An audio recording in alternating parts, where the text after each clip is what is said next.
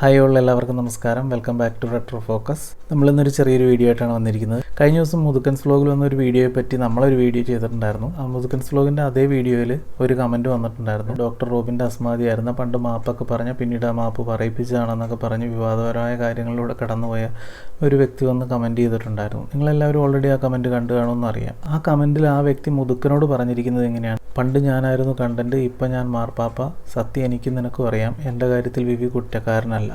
ഇങ്ങനെയായിരുന്നു ആ കമൻറ്റ്. ഇതിനകത്ത് പലരും എടുത്ത് ചർച്ച ചെയ്ത കാര്യങ്ങൾ ഇപ്പോഴത്തെ കണ്ടൻറ്റ് ആ വ്യക്തി അല്ലെന്നും വിവി ഇതിനകത്ത് കുറ്റക്കാരനല്ല എന്നുള്ള കാര്യങ്ങൾ മാത്രമാണ്. അതിൻ്റെ നടുക്ക് പറഞ്ഞിരിക്കുന്നൊരു പോർഷൻ എല്ലാവരും മിസ്സായി പോയിട്ടുണ്ട്. സത്യം എനിക്കും നിനക്കും അറിയാമെന്ന്. ആ ഒരു സത്യം തന്ന കമൻറ്റിൽ പറഞ്ഞിട്ടില്ലെങ്കിലും പിന്നീട് വോയിസ് റെക്കോർഡ് ഇഷ്യൂവിൻ്റെ പേരിൽ കുറ്റാരോപിതനായ ചാനലിൽ ഇപ്പോൾ റീസെൻ്റായിട്ടൊരു വീഡിയോ വന്നിട്ടുണ്ടായിരുന്നു. ആ ഒരു വീഡിയോയിൽ ലൈവായിട്ട് ഈ കമൻറ്റ് ഇട്ട വ്യക്തിയെ വിളിച്ച് സംസാരിക്കുന്നത് കാണിക്കുന്നുണ്ട്. അത് പ്ലാൻ ചെയ്ത് വിളിച്ചതാണ് എന്നൊക്കെ പറഞ്ഞ് പലരും പറയുന്നുണ്ട്. അതൊന്നും ഒരു മാറ്ററല്ല.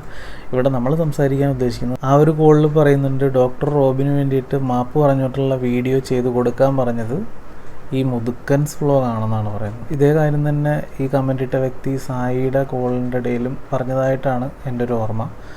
അതിലേക്ക് പോകേണ്ട കാര്യമില്ല. ഈ ഒരു കോളിനകത്ത് ക്ലിയറായിട്ട് പറയുന്നുണ്ട് മുതുക്കൻ പറഞ്ഞിട്ടാണ് ആ ഒരു കാര്യം ചെയ്തതെന്ന്. വിവി അതിനകത്ത് അപ്പോൾ നിരപരാധിയാണെന്നുള്ളതും പറയുന്നുണ്ട്. നമ്മളെല്ലാവരും വിവിയുടെ പുറകെയും ഡോക്ടർ റോബിൻ്റെ പുറകെയൊക്കെ ഇങ്ങനെ പോകുന്നുണ്ട്. അപ്പോൾ അതിൻ്റെ ഇടയിൽ നിന്ന് ഇതുപോലത്തെ കാര്യങ്ങൾ ചെയ്യുന്ന ഒരു വ്യക്തി എന്ന് പറഞ്ഞാൽ മുതുക്കനാണ്. ഞാനൊരിക്കലും പറയുന്നില്ല ഇദ്ദേഹം തമ്മിൽ തല്ലിപ്പിക്കുന്നുണ്ടെന്നോ അല്ലെങ്കിൽ മുട്ടനാടുകൾ തമ്മിൽ കൂട്ടിയിടിപ്പിച്ച് ചോര കുടിക്കുന്ന വ്യക്തിയാണെന്നൊന്നും പറയുന്നില്ല. പക്ഷേ മാന്യനെ പോലെ നിന്ന് നല്ല കുട്ടി കളിച്ചിട്ട് ഇതിൻ്റെ ഇടയിൽ നിന്ന് ബെനിഫിറ്റ്സ് നേടുന്നുണ്ട്, അല്ലെങ്കിൽ ഇതിൻ്റെ ഇടയിൽ കിടന്ന് കളിക്കുന്നുണ്ട്. നമ്മളെപ്പോലുള്ള സാധാരണക്കാർ ഇവരെ പോലുള്ളവർ തിരിച്ചറിയണം. ഇവരെ പോലുള്ളവർ വന്നിരുന്നിട്ട് കടിച്ചാപ്പൊട്ടാത്ത വാക്കുകൾ ഉപയോഗിച്ച് ഖണ്ഡകാവ്യം പോലെ വായി തോന്നിയതെല്ലാം വിളിച്ചു പറഞ്ഞു കഴിഞ്ഞിട്ടുണ്ടെങ്കിൽ എല്ലാം വലിയ മഹാകാര്യമാണെന്നുള്ള തെറ്റിദ്ധാരണ നമുക്കുണ്ടാവരുത്. ഒരു ലോജിക്കും ഇല്ലാത്ത എന്തൊക്കെയോ വിളിച്ചു പറയുന്നത് നമ്മൾ കഴിഞ്ഞ വീഡിയോയിൽ കണ്ടതാണ്. ഈ അവസരത്തിൽ ഒരു കാര്യം കൂടെ കൂട്ടിച്ചേർക്കുകയാണ്. മുതുക്കൻ്റെ ഭാഷയിൽ പറഞ്ഞാൽ ബിഗ് ബോസിലുണ്ടായിരുന്നപ്പോൾ പ്രസ്തുത കണ്ടസ്റ്റൻറ്റിനെ പറ്റി ഒരുപാട് വീഡിയോസ് ചെയ്ത് തരുന്ന ആളാണ്.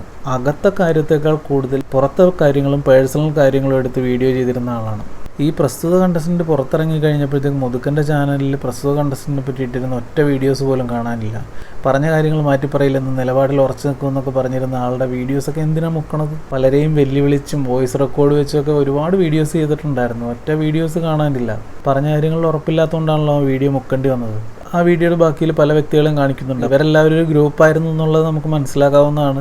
അപ്പോൾ ഈ ഒരു ഗ്രൂപ്പായിട്ടുള്ളൊരു അറ്റാക്കായിരുന്നു അവിടെ നടന്നുകൊണ്ടിരുന്നത്. നമ്മളെപ്പോലുള്ള സാധാരണക്കാർ മനസ്സിലാക്കേണ്ട ഒരു കാര്യം എന്ന് പറഞ്ഞാൽ ഇങ്ങനെയുള്ളവർ മാനിപ്പുലേറ്റ് ചെയ്യും.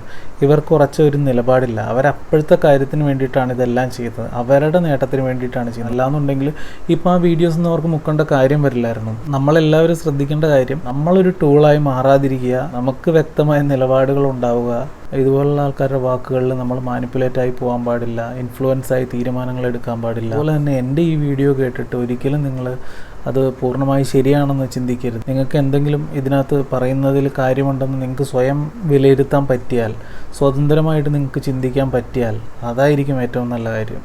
നമുക്ക് സ്വതന്ത്രമായി ചിന്തിച്ച് നമുക്ക് തീരുമാനങ്ങൾ എടുക്കാനും പറയുന്ന കാര്യങ്ങളിൽ ശരിയും തെറ്റും മനസ്സിലാക്കാനും ഒക്കെ പറ്റണം. കാരണം എന്നെയും നിങ്ങളെയൊക്കെ പോലുള്ള സാധാരണ ആൾക്കാർ തന്നെയാണ് ഈ പറഞ്ഞിരിക്കുന്ന ആൾക്കാരൊക്കെ. അതുകൊണ്ട് തന്നെ ഇവരാരും ഭയങ്കര സംഭവമാണെന്നൊന്നും വിചാരിക്കണ്ട.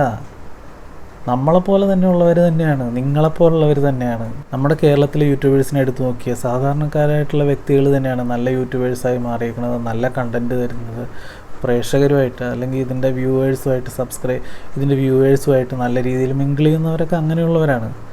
തീർച്ചയായിട്ടും അതുപോലുള്ളവരെ സപ്പോർട്ട് ചെയ്യുക, അതുപോലുള്ളവരെ കൂടെ നിൽക്കുക, സന്തോഷിക്കുക, ഹാപ്പി ആയിട്ടിരിക്കുക. ഇത്രയും പറഞ്ഞതിൽ നിന്ന് നിങ്ങൾ മനസ്സിലാക്കേണ്ട കാര്യം, ഈ ഒരു വ്യക്തിയുടെ കാര്യം ഒരു എക്സാമ്പിൾ മാത്രമായിട്ട് കണക്കാക്കുക. കള്ളനാണയങ്ങളെ തിരിച്ചറിയുക, മാനിപ്പുലേറ്റ് ആവാതെ സ്വതന്ത്രമായി ചിന്തിച്ച് നല്ല തീരുമാനങ്ങൾ എടുത്ത് ജീവിതത്തിൽ മുന്നേറാൻ നിങ്ങൾക്ക് സാധിക്കട്ടെ. ഏതായാലും മറ്റൊരു വീഡിയോ പിന്നീട് കാണാം. താങ്ക്